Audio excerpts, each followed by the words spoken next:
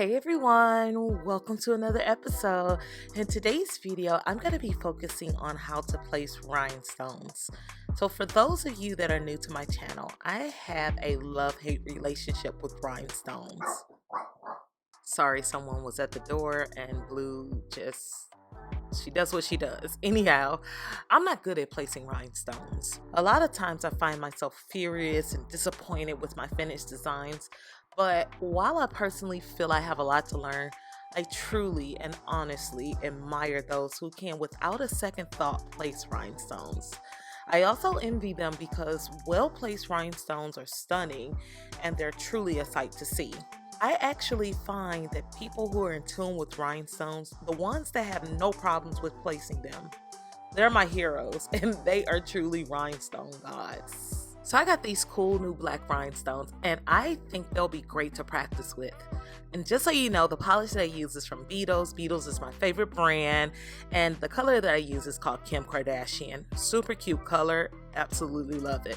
So in order to make this work, I've already gone ahead and wiped off the tacky layer, and now I'm just selecting which stones I want to work with. These are all the stones that I have that came with this kit. This kit can also be found on Amazon. I don't know, just Google like black shaped rhinestones and this will come up. Super cute. So as an intuitive person, I figure the best way to approach this is to map out what you want to achieve.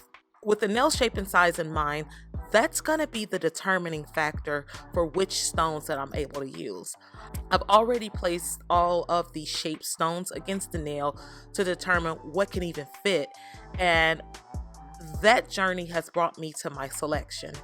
So I've decided to use the two juicy teardrops as my focal points, and from there everything else that I select will be there to merely complement them.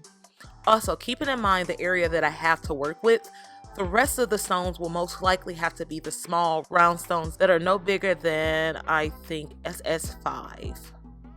Anyhow, I'm just mapping out the rhinestones and I'm figuring out exactly where I need everything to go so that when I go to put them on the nail, I don't have to think about it. Everything has already been planned out, done for me. I've chosen all of the crystals that I need, and that way I don't have to worry about, oh, where this is, where that is, or just coming up with something. So this step that I took for the first time, and this is the first time that I'm doing this, made everything so much better. And this is honestly the first time that I was so happy with a rhinestone design that I personally thought of that came out super nice. So I am super proud of myself, and I will definitely be using this method in the future because it is absolutely foolproof and you cannot go wrong when you plan things. So yeah, I'll just let you all watch the rest of the process, and then shortly you'll see the finished product. Enjoy!